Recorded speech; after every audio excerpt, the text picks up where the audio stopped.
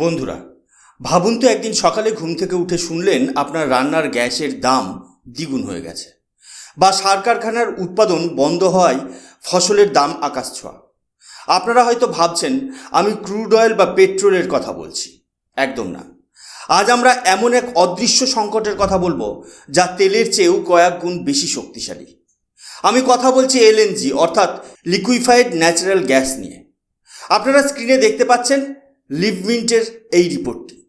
এখানে পরিষ্কার বলা হচ্ছে যে ভারত সরকার ইতিমধ্যেই এসেনশিয়াল কমোডিটিজ অ্যাক্ট প্রয়োগ করতে বাধ্য হয়েছে।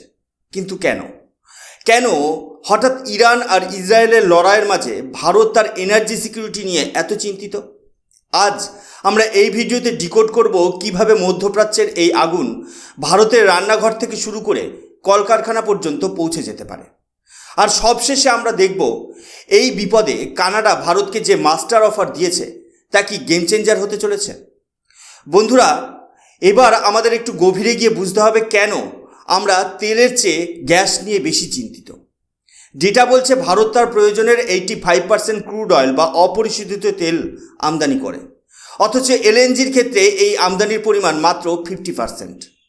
সাধারণ অঙ্কের হিসাবে মনে হতে পারে যে জিনিসের ওপর আমরা কম নির্ভরশীল সেটা নিয়ে দুশ্চিন্তা কম হওয়ার কথা, কিন্তু এখানেই আসল জিওপলিটিক্যাল টুইস্ট লুকিয়ে আছে।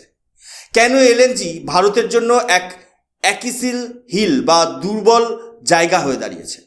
তার পেছনে রয়েছে তিনটি বড় কারণ। প্রথম কারণটা হলো বিক্রেতার সংখ্যা। তেলের বাজার অনেকটা ওপেন মার্কেটের মতো। রাশিয়ার উপর নিষেধাজ্ঞা থাকলে আমরা ইরাক, সৌদি আরব বা গায়ানার মতো দেশের দিকে তাকাতে পারি। সারা বিশ্বে ছোট বড় প্রায় 100টিরও বেশি দেশ তেল উৎপাদন করে, কিন্তু এলএনজির বাজার একদমই আলাদা। এখানে হাতে গোনা 4-5টি দেশ পুরো বিশ্ব নিয়ন্ত্রণ করে: কাতার, অস্ট্রেলিয়া, আমেরিকা আর রাশিয়া। আপনারা স্ক্রিনে যে ম্যাপটি দেখছেন সেখানে স্পষ্ট যে ভারত যদি কাতার থেকে গ্যাস না পায় তবে আমাদের হাতে বিকল্প খুব কম। আর যদি সেই বিকল্প দেশগুলো থেকে গ্যাস আনতেও হয় তবে পরিবহন খরচ বা শিপিং কস্ট এত বেড়ে যাবে যে সাধারণ মানুষের নাভিশ্বাস উঠে যাবে। অর্থাৎ তেলের ক্ষেত্রে আমাদের কাছে প্ল্যান বি আছে, কিন্তু এলএনজির ক্ষেত্রে আমরা প্রায় একতরফাভাবে নির্দিষ্ট কিছু দেশের উপর নির্ভরশীল। দুই হচ্ছে ইনফ্রাস্ট্রাকচার বা পরিকাঠামোর সীমাবদ্ধতা। তেল বা পেট্রোলকে আমরা যে কোনো সাধারণ বন্দরে ট্যাঙ্কারের মাধ্যমে নামাতে পারি, কিন্তু পাইপলাইন বা লরির মাধ্যমে দেশের কোনায় কোনায় পৌঁছে দিতে পারি। কিন্তু এলএনজি এটাকে জাহাজ থেকে নামাতে হলে প্রয়োজন বিশেষায়িত রিগ্যাসিফিকেশন টার্মিনালস। গ্যাসকে যখন তরল অবস্থায় আনা হয় তখন তার তাপমাত্রা থাকে হিমাঙ্কের 160 ডিগ্রি সেলসিয়াসেরও নিচে।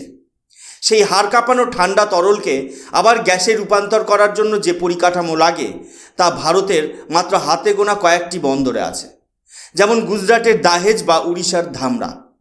অর্থাৎ কাতার থেকে আসা জাহাজ যদি কোনো কারণে ডাইভার্ট করতে হয় আমরা চাইলেই তাকে অন্য যে কোনো ছোট বন্দরে ভেড়াতে পারবো না।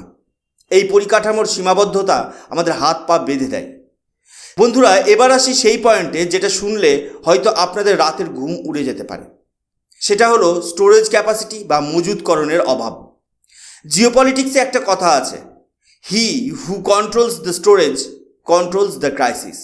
অর্থাৎ যার কাছে সংকট সামলানোর মতো জমানো পুঁজি আছে সেই লড়াই টিকে থাকে। ভারতের এনার্জি সিকিউরিটির কথা যদি বলি তবে ক্রুড অয়েলের ক্ষেত্রে আমরা বেশ শক্তিশালী অবস্থানে আছি। আপনারা হয়তো জানেন ভারতের বিশাল সব ভূগর্ভস্থ পাথরের গুহায় তেলের ভাণ্ডার আছে, যাকে টেকনিক্যাল ভাষায় বলা হয় strategic petroleum reserve. Visakhapatnam, Mangalore এবং পাদুরের মতো জায়গায় ভারত কয়েক মিলিয়ন টন তেল জমিয়ে রেখেছে।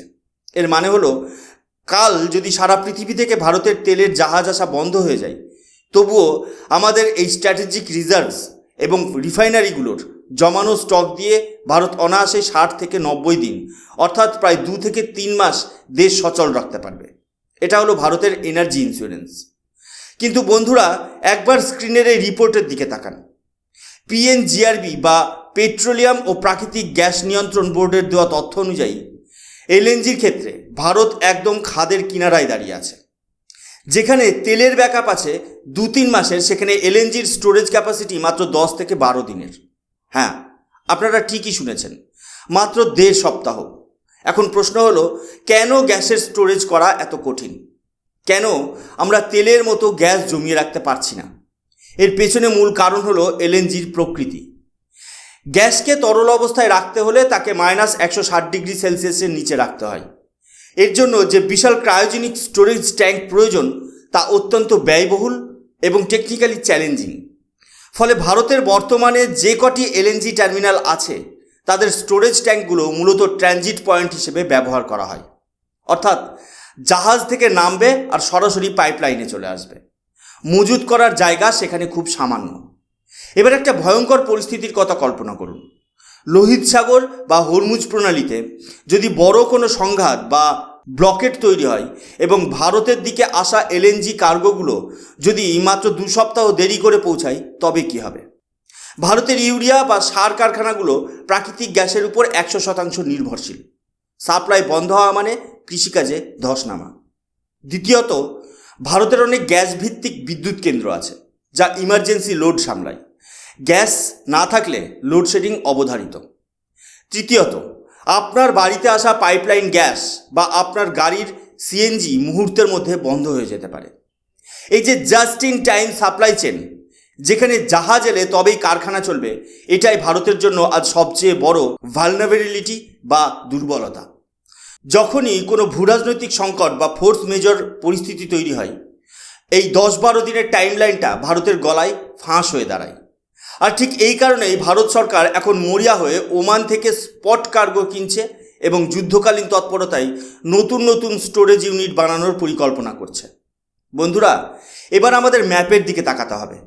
ভারতের এলএনজি বা গ্যাসের রাজনীতির কেন্দ্রবিন্দুতে রয়েছে একটি ছোট কিন্তু অত্যন্ত শক্তিশালী দেশ, কাতার।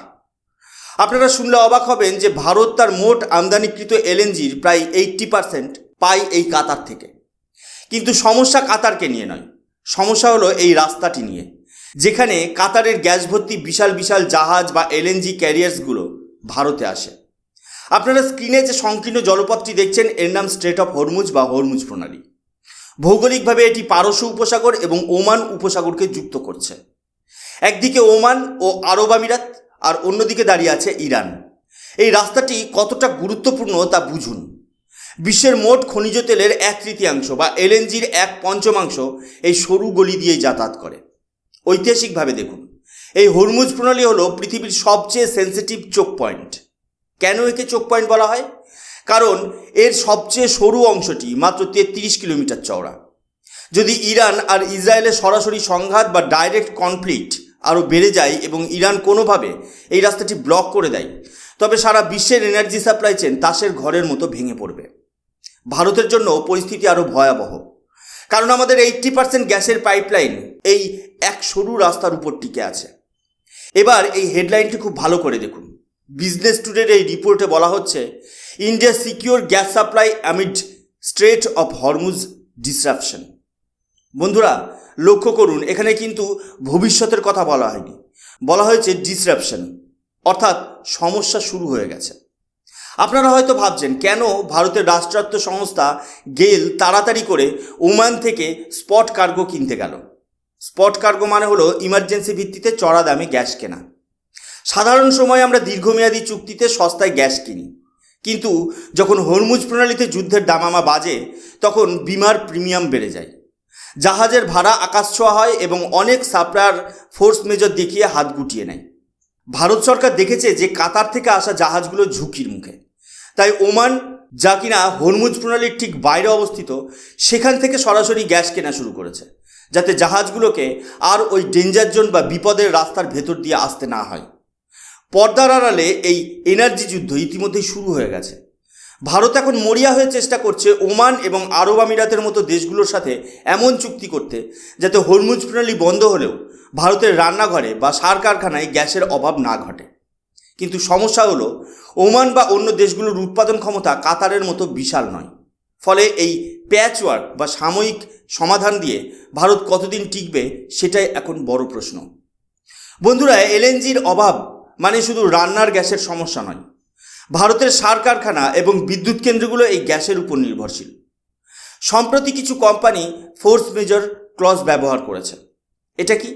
এটা হলো একটা আইনি ঢাল। যখন কোনো কোম্পানি যুদ্ধের মতো পরিস্থিতির কারণে কন্ট্রাক্ট অনুযায়ী সাপ্লাই দিতে পারে না, তখন তারা এই ক্লজ দেখিয়ে হাত ধুয়ে ফেলে। ফলে ভারত চড়া দামে বাইরে থেকে গ্যাস কিনতে বাধ্য হচ্ছে। প্রতিদিন প্রায় 47 মিলিয়ন স্ট্যান্ডার্ড কিউবিক মিটার গ্যাসের সাপ্লাই এখন অনিশ্চিত। ভারত কি শুধু হাত গুটিয়ে বসে আছে? একদম না। পেট্রোলিয়াম ও প্রাকৃতিক গ্যাস নিয়ন্ত্রণ বোর্ড অর্থাৎ PNGRBর মেম্বার AK তিওয়ারি একটা বড় বয়ান দিয়েছেন। ভারত এখন তার স্টোরেজ ক্যাপাসিটি বাড়ানোর জন্য যুদ্ধকালীন তৎপরতায় কাজ করছে। দাহেজ, হাজিরা, দামরা এবং কোচির মতো টার্মিনালগুলোর ক্ষমতা বাড়ানোর পরিকল্পনা চলছে। লক্ষ্য একটাই, ভবিষ্যতে যদি মধ্যপ্রাচ্য পুরোপুরি বন্ধ হয়ে যায় তাহলেও যেন ভারতের চাকা সচল থাকে। এই কঠিন সময়ে এন্ট্রি নিয়েছে কানাডা। এই আর্টিকেলটি খুব ভালো করে লক্ষ্য করুন। ইন্ডিয়ান ডিফেন্স নিউজের এই রিপোর্টে বলা হচ্ছে কানাডা ভারতকে লোয়েস্ট কার্বন LNG অফার করেছে। তাদের দাবি এই গ্যাস পরিবেশ বান্ধব এবং এর সাপ্লাই রুট মধ্যপ্রাচ্যের ঝামেলার বাইরে। এখন প্রশ্ন হলো, খালিস্তান ইস্যু নিয়ে ভারতের সাথে কানাডার সম্পর্ক যখন তলানিতে, তখন কি ভারত এই অফার গ্রহণ করবে? জিওপলিটিক্সে স্থায়ী শত্রু বা বন্ধু বলে কিছু হয় না, থাকে শুধু স্থায়ী স্বার্থ। ভারত যদি কানাডার সাথে এই এনার্জি ডিল সই করে তবে কাতারের ওপর আমাদের নির্ভরতা অনেকটাই কমবে। বন্ধুরা, LNG সংকট আমাদের শিখিয়ে দিচ্ছে যে আমাদের এনার্জি বাকেট কখনোই এক জায়গায় রাখা উচিত নয়। আমাদের উচিত রাশিয়া এবং কানাডার মতো দেশগুলোর সাথে সম্পর্ক আরও মজবুত করা। ভারত সরকার ইতিমধ্যেই রাশিয়ার থেকেও LNG আমদানির কথা ভাবছে, যদিও তার ট্রান্সপোর্টেশন কস্ট অনেক বেশি। সবশেষে এটাই বলবো, মধ্যপ্রাচ্যের এই টানাপোড়েন ভারতের জন্য একাধারে বিপদ, আবার অন্যদিকে নিজেদের স্বাবলম্বী করার এক সুবর্ণ সুযোগ। আপনাদের কি মনে হয়, ভারতের কি কানাডার এই অফার গ্রহণ করা উচিত, নাকি রাশিয়ার দিকে আরও বেশি ঝুঁকে পড়া উচিত? আপনাদের মতামত নিচে কমেন্ট সেকশনে অবশ্যই জানান। আজকের ভিডিওটি ভালো লাগলে লাইক করুন এবং বন্ধুদের সাথে শেয়ার করুন। আমাদের চ্যানেল অদ্ভুত অথচ বাস্তবে প্রথম হলে সাবস্ক্রাইব করতে ভুলবেন না। দেখা হচ্ছে পরের ভিডিওতে।